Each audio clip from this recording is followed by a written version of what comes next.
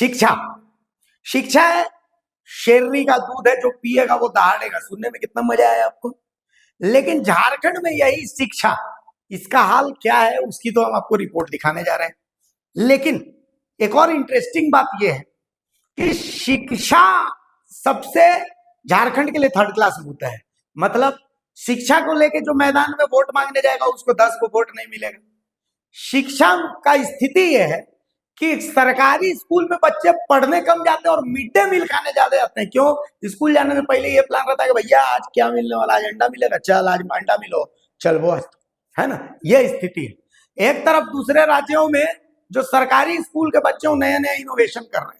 हमारे राज्य में सरकारी स्कूल के बच्चे इसलिए दौड़ रहे हैं कि हमको आवासीय प्रमाण पत्र बनाना है। आवासीय प्रमाण पत्र तो बनिए नहीं रहा है। ये तो स्थिति हमारे झारखंड के सरकारी स्कूल के बच्चों के। आप सोच लीजिए, सरकारी स्कूल और सरकारी कॉलेज में पढ़ने के लिए आपको आवासीय प्रमाण पत्र चाहिए और वो आवासीय प्रमाण पत्र बनाने के लिए आपको दौड़ना पड़ेगा। तो ये स्थिति है। मतलब कुल मिलाकर के पूरी व्यवस्था है कि ना पढ़ेंगे बच्चे।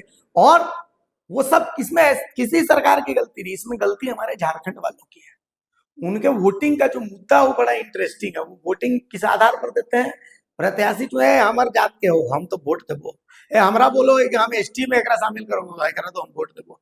जो ओकरा बोल रहे हो कि एसटी में नहीं शामिल हो देता तो ओकरे वोट दे। आप जब इस पर करिएगा बोए पेड़ आम, जब पेड़ बोइएगा बबूल का तो आम कहाँ से खाइएगा, है ना।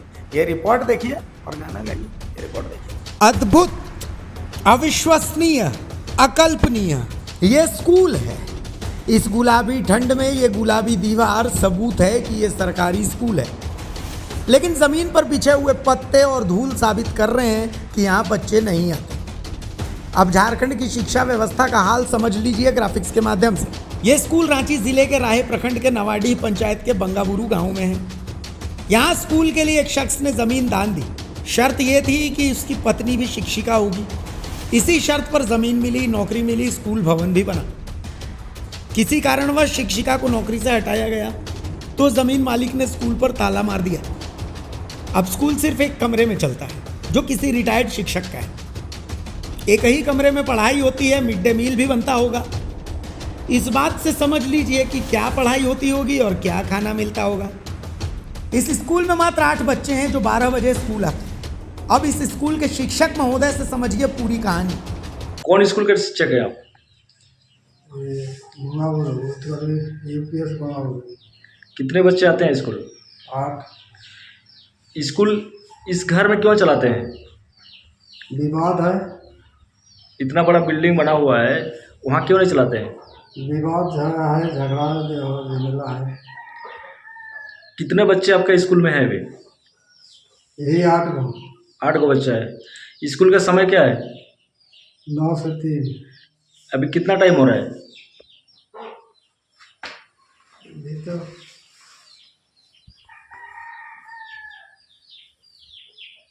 9-13 हो रहा है। कब आएगा बच्चा आपका स्कूल में?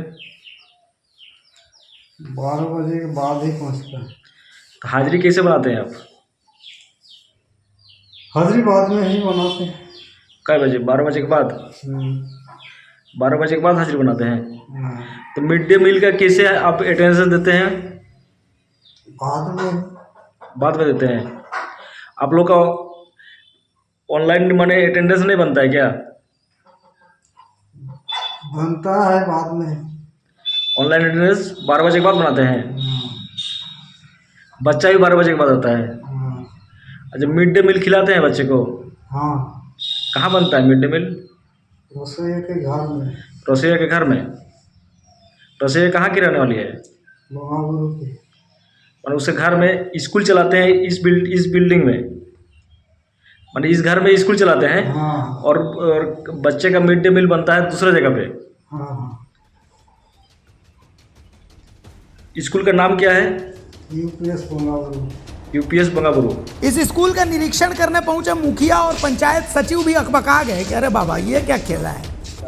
देखिए, अभी तो हम लोग तो स्कूल में हैं। जो स्कूल दूसरा जगह है, दूसरा जगह में पढ़ाई होता है। यहाँ तो शिक्षक के अलावा बच्चे बिल्कुल जीरो है, शून्य है। क्या यहाँ पे इतना बड़ा भवन बना है, स्कूल भवन, आज किनके द्वारा कब्जा की गई है और क्यों नहीं पढ़ाई हो देखिए, रहा है? पहले वो शिक्षिका थी, उसको पंचायत प्रतिनिधि के द्वारा ही उसको हटाया गया। उसके बाद से मेरा ज़मीन है बोल के वो ताला लगाया हुआ है उस, और हो सके विभाग इसके विषय में कार्रवाई करना नहीं चाह रहा है, नहीं तो विभाग चाहता तो उसको हटा सकता था ताला। तो झारखंड के सिल्ली विधानसभा में क्या झारखंड सरकार का कोई नियम का पालन नहीं किया जा रहा क्या? मेरे ख्याल से तो यहाँ तो एकदम में नहीं हो रहा है। उत्कृष्ट मध्य विद्यालय बोंगाबुरु नावडी का जो टोला है, यहाँ हमेशा से मैंने जब मुखिया नहीं था तब से भी यही हाल है। अभी आप स्कूल में आए, स्कूल में क्या क्या चीज़ देखने को मिला आपको? शिक्षक के अलावा कुछ नहीं। तो शिक्षक बताते हैं कि 12 बजे के बाद बच्चे आते हैं। हम लोग तो 1 बजे करीब आए हैं, एक भी तो बच्चा नहीं है। में देखने को मिला आप लोगों को? स्कूल, ये तो स्कूल नहीं कहलाएगा, ये कोई पूर्व शिक्षक थे भुवनेश्वर महतो, उनका घर में स्कूल संचालित होती है, जो कि एक नियम विरुद्ध है। स्कूल भवन यहाँ पे बना हुआ है, फिर भी स्कूल भवन शायद किसी के द्वारा, दूसरे के द्वारा कब्जा किया हुआ है। और अभी स्कूल यहाँ पे हम लोग देखने आए, जो कि एक घर में संचालित होती है। यहाँ पे ना हम लोग को बच्चे मिले और ना ही मिड डे मील से संबंधित जो भी संयोजिका रहती है या फिर जो भी होता है, खाना वाना बनता है, वो हम लोग को कहीं पे नज़र नहीं आया। और इतना दिन से ये सब चल रहा है। ब्लॉक के कार्यकारिणी बैठक में मेरे वाइफ पंचायत समिति प्रतिनिधि के द्वारा इसकी सूचना दी गई थी, लेकिन फिर भी इसके संबंध में किसी भी तरह की कार्रवाई नहीं हुई है, जो कि बहुत खेदजनक है। मैं इसको लेकर कहना चाहूँगा सर भी यहाँ पे सामने कि जो भी बच्चे हैं, एक बार सबको हम लोग प्रयास करेंगे, वो अगर यहाँ पे नहीं आते हैं पढ़ने के लिए, वो कहीं पे दूसरे प्राइवेट स्कूल में जाते हैं या फिर कोई सरकारी स्कूल में जाते हैं, तो इस स्कूल को बंद किया जाए, दूसरा जगह पे हम मर्ज कर दिया जाए, ताकि हम लोग सब बच्चे आगे पढ़ाई कर सके। और सर का भी जो ड्यूटी होता है, सिर्फ अकेले आके बैठे हुए रहते हैं, इससे अच्छा नहीं लगता है। लेकिन स्कूल के टीचर के द्वारा बताया जाता है कि दिन के 12 बजे के बाद बच्चे आते हैं, उसके बाद हाजिरी बनती है। ये तो बहुत ही ख़राब चीज़ है कि 12 बजे स्कूल का टाइम नहीं है। स्कूल का टाइम 9 बजे से 3 बजे होती है, लेकिन एक सर के द्वारा ही बोला जाता है कि 12 बजे स्कूल खुलती है। तो ये बहुत ख़राब चीज़ है मेरे विचार से। अच्छा, स्कूल भवन इतना बड़ा बना हुआ है, इस भवन को किसके द्वारा कब्जा की गई है? यहाँ पे कोई पूर्व में एक शिक्षिका थी जो शायद स्कूल में पढ़ाती थी, तो शायद कोई हम लोग से पहले कोई जनप्रतिनिधि थे, उनको किसी विषय कर लेकर उनको हटाया गया था। उन्हीं के द्वारा, उसी के वजह में जब उनकी पत्नी स्कूल से पढ़ाई के लिए हट गई, तब उसके बाद स्कूल को उनके द्वारा कब्जा किया गया है, जो अभी तक कब्जे में है, और चाबी शायद उन्हीं के पास रहती है। तो मैं विभाग से चाहूँगा कि एक सरकारी स्कूल को किसी के द्वारा कब्जा किए हुए रहना ये ठीक बात नहीं है।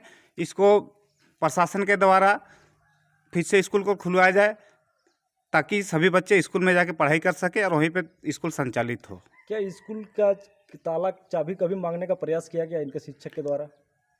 मैंने आके अभी सर को मैंने पूछा, तो इनके द्वारा हमें कुछ संतोषजनक जवाब नहीं मिली। इनके द्वारा बताया गया कि मैंने दूसरे के माध्यम से प्रयास किया था। मैंने आके इनसे पूछा कि आप क्या स्वयं जाके पूछे थे कि चाबी आपके पास है, हमको चाबी दीजिए। तो उनके वजह हमको जवाब मिला कि चाबी मैंने दूसरे के माध्यम से मांगा था, लेकिन हमको नहीं मिला। तो ये है झारखंड की शिक्षा व्यवस्था। और हाँ, झारखंड में शिक्षा के लिए कोई वोट नहीं देता, आप भी नहीं देते होंगे जो ये रिपोर्ट देख रहे हैं। वोटिंग का मुद्दा फलाना को एसटी, फलाना को एसटी नहीं, फलाना को 2500, ठिकाना खतरे में है उसको बचाना है, इन सब मुद्दों को लेकर दिया जाता है। तो भाई, बोइएगा पेड़ बबूल का तो आम कहाँ से पाइएगा। न पढ़ेगा झारखंड, न बढ़ेगा झारखंड। आप भी कीजिए मेरे साथ टेंगे टेंगे। राय से भारत मित्र के लिए दिनेश हजाम की रिपोर्ट। सहयोगी दिनेश हमारे साथ जुड़े हुए हैं, दिनेश हजाम। दिनेश, बड़ा अजीबोगरीब मामला है ये, मतलब अजीब है कि स्कूल का भवन है, स्कूल के भवन में ताला है, एक रूम में स्कूल चल रहा है। क्या मामला, क्या बड़ा पेचीदा मामला प्रतीत होता है, एक बार बताइए जरा क्या मामला है। जी भारती, मैं बता दूं कि रांची जिला के राहे प्रखंड से कुछ ही दूरी में एक गांव है जो बोंगाबुरु के नाम से जाना जाता है। गांव का नाम है बोंगाबुरु। छोटा सा गांव है, छोटा सा गांव है। उस गांव की एक अजब भी गरीब मामला सामने आया है। झारखंड सरकार के नियम कानून को नहीं मानते हैं यहाँ के जमींदार और यहाँ के शिक्षक और स्कूल के अध्यक्ष। मामला ये है कि बोंगाबुरु गांव में सरकार के द्वारा एक स्कूल भवन बनाया गया, जो स्कूल भवन आज झाड़ी में चारों तरफ से झाड़ी से भर गया है स्कूल भवन। मामला ये है कि यहाँ जो स्कूल भवन बनाया गया, इस स्कूल भवन इस मकसद से बनाया गया कि बच्चे यहाँ के पढ़ेंगे, लिखेंगे, कुछ करेंगे, इसके लिए के बनाया गया था। लेकिन मामला आज क्या है, जो ज़मींदार है, जिसने ज़मींदार दिया था, उन्होंने ही स्कूल को आज ताला बंद करके रखा है, जो काफ़ी दिनों से ताला बंद करके रखा है, जो आज वहाँ के बच्चे को पढ़ने के लिए, अब पढ़ने के लिए जगह नहीं है। लोग दूसरे जगह पे कहीं पर एक दूसरों का घर में कमरा, एक कमरा में इस बच्चे को पढ़ाते हैं। आखिर इस तरह का मामला आया कि जिस ज़मीनदाता ने ज़मीन दान दिया था, उन्होंने कुछ शर्त रखी थी कि मेरा पत्नी का पराशिक्षक में सर्विस होना चाहिए, लेकिन उनकी सर्विस पराशिक्षक में हो गई थी, मगर कुछ कारणवश या कुछ फॉल्ट या कुछ ऐसा चीज़ था जिसको लेके सरकार उनके पराशिक्षक को बर्खास्त कर दिया। बर्खास्त करने के बाद ज़मींदाता ने गुस्सा से अपने स्कूल में ताला बंद कर दिए चारों तरफ से। अब मामला क्या है कि सरकार की देखिए इतना योजना आती है, मैं बता दूं आपको कि सरकार की इस तरह की योजना आ रही है कि बच्चे के लिए स्टाइपेंड, बच्चे के लिए खाना, मध्याह्न भोजन, बच्चे के लिए साइकिल, बच्चे के लिए किताब कॉपी, बच्चे के लिए ड्रेस, इस तरह का सभी चीज़ सरकार देती है कि जो ग्रामीण क्षेत्र के जो बच्चे हैं वो कभी पढ़े लिखे आगे बढ़े, इसको लेके। लेकिन यहाँ तो पढ़ने के लिए जगह ही नहीं है, स्कूल को ही कब्जा करके रख दिया है लोगों ने, स्कूल में ही ताला बंद करके रख दिया है। एक दूसरों का घर में बच्चे को पढ़ाते हैं, एक शिक्षक आते हैं जो पारा शिक्षक हैं वो आते हैं और एक कमरे में बच्चे को पढ़ाते हैं।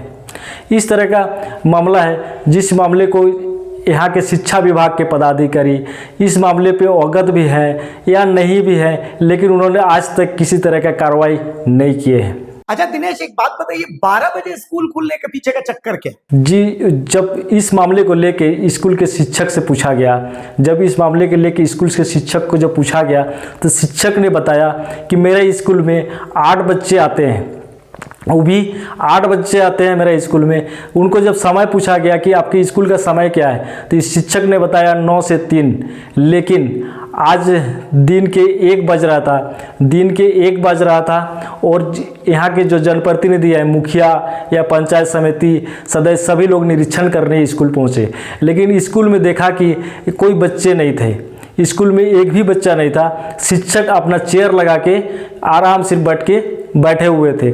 जब जनप्रतिनिधि स्कूल पहुँचे तब शिक्षक को पूछा गया कि आपके यहाँ बच्चे कितने बजे आते हैं, तो बोला कि 12 बजे तक बच्चा आता है मेरा, आज बच्चा नहीं आया है। आखिर स्कूल में मध्याह्न भोजन जहाँ बनती है, खाना जहाँ बनता है, वहाँ पर जिस जगह पढ़ाई होती है उस जगह पे खाना बनाने का भी कोई उस तरह का सामग्री नहीं देखा गया। इससे पंचायत जनप्रतिनिधि लोग भी काफ़ी नाराज़गी जताया। उन्होंने भी कहा विभाग को इस पर संज्ञान लेना चाहिए, विभाग को इस पर कार्रवाई करना चाहिए, लेकिन ऐसा कुछ अभी तक कुछ इस तरह का कार्रवाई हुई नहीं है। आखिर देखना ये होगा कि विभाग इस पर कार्रवाई करती है या नहीं करती है।